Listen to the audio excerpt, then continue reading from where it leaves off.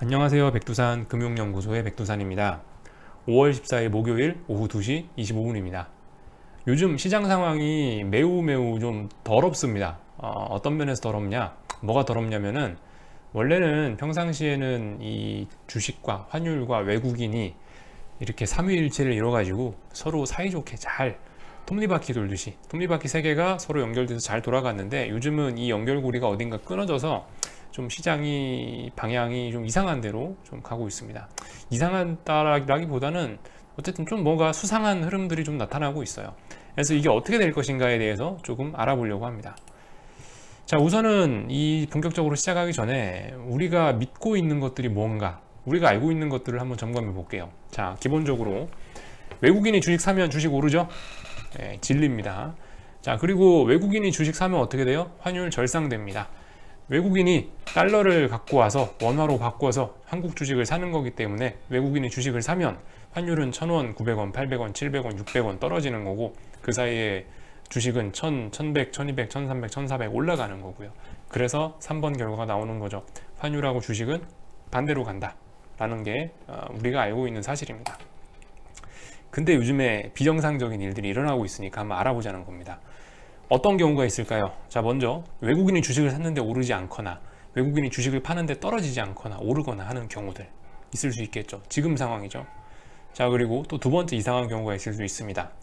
외국인이 아무리 들어와도 뭐 환율이 강세가 안 되고 약세가 된다. 외국인이 주식을 팔아도 뭐 환율이 강세다. 이런 경우 있을 수가 있겠죠. 이런 경우 어떻게 되나 알아보고요. 3번 경우 환율과 주식. 원래 환율하고 주식 방금 말씀드렸죠. 반대로 간다. 환율 오르면 주식 떨어지고, 주식 떨어지면 환율 오르고. 근데 만약에 환율과 주식이 같은 방향으로 간다면 어떻게 됐을까라는 거에 대해서 알아보도록 하겠습니다. 자, 먼저 1번. 외국인하고 주식, 이게 미스매치 됐을 때, 그러니까 외국인이 주식을 사도 주식이 떨어지거나 외국인이 주식을 팔아도 오르거나 이런 경우가 있을 수 있겠죠. 참고로 이게 지금 일어나고 있는 현재 상황입니다. 자, 사례를 살펴볼게요. 네 가지 경우가 있습니다. 15년 초, 18년 초, 작년 8월, 그리고 지금 이렇게 네 가지 경우가 일어나고 있어요. 어떤 상황이냐면은 파란색 박스 친 구간입니다. 참고로 이 데이터는 제가 오늘 아침에 한국거래소 들어가 가지고 그 엑셀에다가 붙여넣기 해서 제가 만든 차트입니다. 자, 파란색 선은 환율이고요, 초록색 선은 코스피고, 빨간색 선은 코스피의 외국인 지분율입니다. 한번 볼게요. 자, 일단은 뭐라고 했죠? 외국인이 주식을 사도 오르지 않는 경우, 외국인이 주식을 팔아도 떨어지지 않는 경우. 자, 외국인과 주식의 미스매치가 있을 때 어떻게 됐냐를 알아보도록 할게요. 야, 우선은 파란색 구간 보시면 됩니다. 파란색 구간, 외국인이 팔아도 주식이 올랐던 구간.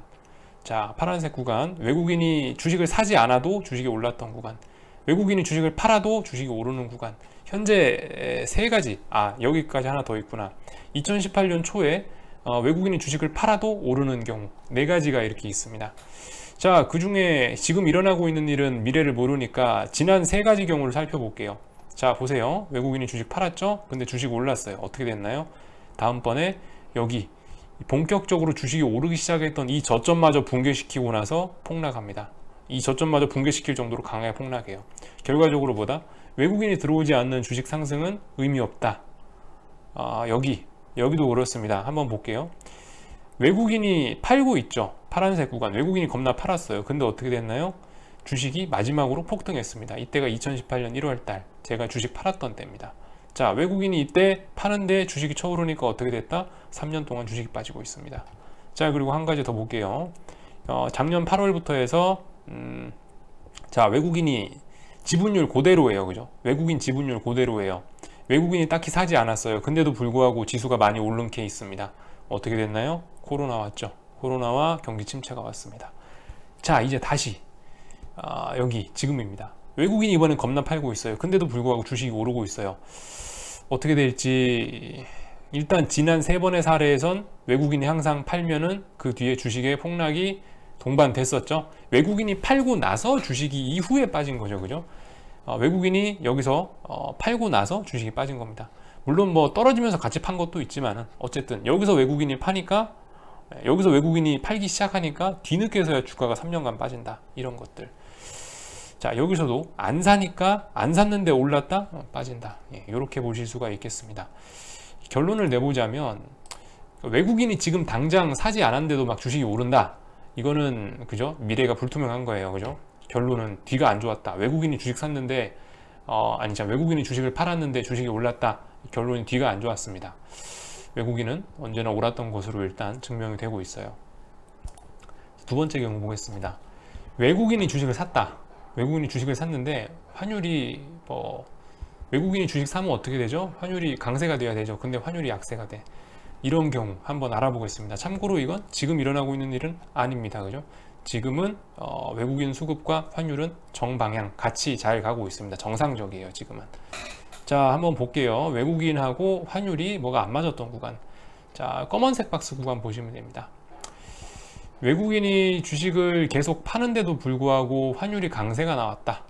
자, 외국인이 주식을 계속 사는데도 불구하고 환율이 약세가 나왔다. 외국인이 주식을 파는데도 불구하고 환율이 강세가 나왔다. 여기 외국인이 주식을 사는데 환율이 약세가 나왔다. 자, 한번 보겠습니다.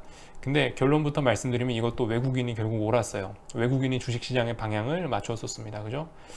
환율이 페이크였죠. 환율이 페이크였습니다. 외국인의 방향이 진짜다. 외국인이 샀으니까 주식 올랐고요. 결과적으로 환율 여기서부터 여기까지 오른 거는 뻥이었죠. 페이크였습니다. 페이크. 여기도 그래요. 여기도 외국인이 주식 팔았는데 환율이 같이 강세가 나오니까 어떻게 됐다? 그 뒤로 주식이 줄줄줄줄줄 계속 흘러내렸다 라는 거. 여기 검은색 있는 구간도 그렇습니다.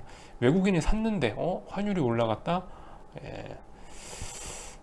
어쨌든 그 뒤로 주식이 올랐네요. 그죠? 외국인이 옳았네요. 외국인이 옳았어요. 여기서 외국인이 샀으니까 여기서부터 여기까지 오른 거라고 보면 될 것 같습니다. 결과적으로 이 외국인이 지금 어떤 방향을 취하고 있느냐, 이게 사실 어떤 주식시장의 미래 방향을 끌어가는 데 있어서 핵심인 것 같아요. 환율과 외국인의 방향이 안 맞을 때는 외국인 수급을 보는 게 주식시장의 방향을 예측하는 데 더 도움이 되는 것 같습니다. 여기서도 외국인이 절대적으로 진리다 라는 것을 알 수가 있을 것 같습니다. 그죠? 여기서 주식 팔았으니까 주식이 이까지 빠졌고, 여기서 주식 샀으니까 여기서부터 여기까지 단기적으로 좀 올랐다, 이런 거를 보실 수가 있겠습니다. 지금 같은 경우는 환율과 외국인의 미스매치는 없습니다. 외국인이 파니까 환율은 안 떨어지고 계속 올라가려고 하고 있습니다. 자, 이거까지는 봤고요. 이제 세 번째 사례를 보겠습니다. 자, 어쨌든 결론 봤죠? 주식이 외국인을 따라갔다. 자, 세 번째, 환율하고 주식이 안 맞을 때, 이게 바로 지금 상황입니다. 사실 이게 지금 상황이에요. 이건 어떤 경우가 있겠습니까? 원래 환율하고 주식이 반대로 간다 그랬죠. 주식이 오르면 환율 떨어지고, 환율 떨어지면 주식이 오르고, 근데 이 반대의 경우가 있을 수 있겠죠. 어떻게 됐을까요? 자, 한번 살펴보도록 하겠습니다. 환율과 주식이 반대로 갔을 때, 노란색 박스, 그죠? 주식하고 환율 미스매치, 이 부분 보시면 될 것 같아요. 자, 주식이 올랐는데 환율이 올랐다. 안 좋았습니다. 그죠? 박살났었고요. 노란색 구간.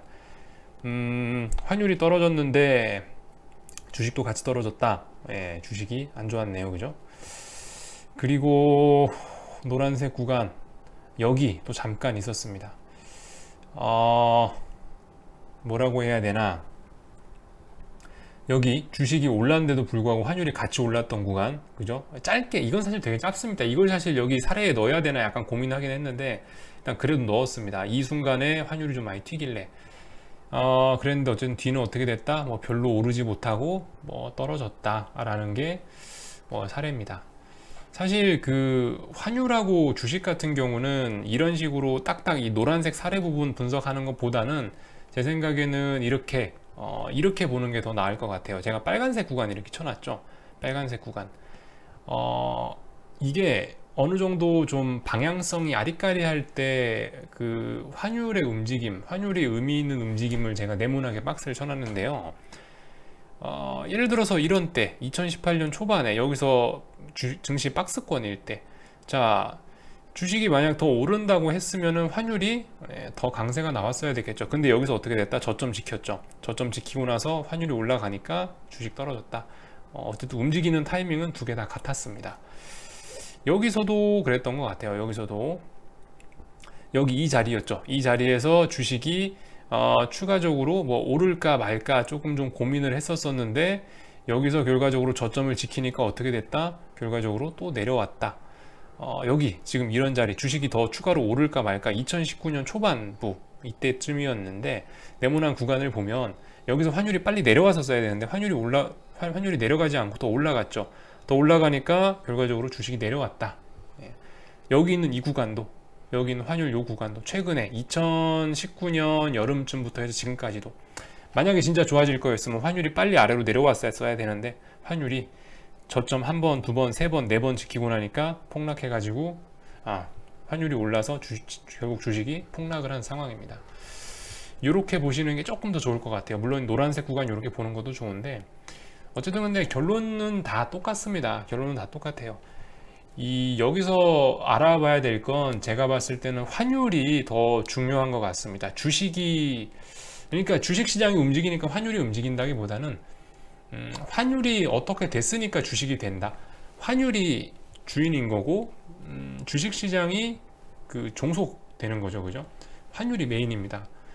환율이 어떻게 움직이니까 주식이 움직이는 거다. 이렇게 보는 게 지금까지 이 결과로 봐서는 그게 맞는 것 같습니다. 참고로 제가 여기 빨간색 선을 그어놨죠. 빨간색 선 그어놨죠. 최근에 일단 환율이 주식이 오른데도 불구하고 주식이 오르는데도 더 이상 떨어지지 못하고 계속 여기서 놀고 있다. 상당히 주의해서 볼 만한 부분입니다. 그래서 여기저기 제가 지금까지 여러 가지 이 세 가지 상황을 봤는데 환율과 주식이 안 맞을 때 그리고 뭐 주식하고 외국인 상황이 안 맞을 때 결론은 뭡니까? 항상 외국인 수급이 시장을 끌고 갔다는 것을 결론으로 낼 수가 있겠습니다. 그래서 현재 상황으로서는 일단은 제 생각대로 제가 기존에 얘기했던 의견 그대로 일단 갖고 갑니다. 아직 3월 달에 저점이 나오지 않았다. 3월 달에 저점이 나오지 않았다. 항상 외국인이 옳았고 환율의 움직임이 먼저였다 라는 거를 기준으로 시장을 보시면은 조금 더 선명하지 않을까라는 생각이 들었습니다. 사실 저도 헷갈려서 한번 좀 자료를 좀 찾아봤어요. 자, 어쨌든 이거 천천히 이 화면 직접 한번 넘겨 보시면서 한번 직접 분석해 보셔도 좋을 것 같습니다. 자, 여기까지 하고 마치도록 하겠습니다. 궁금한 거는 리플 남겨 주시고요. 네, 여기서 마칠게요.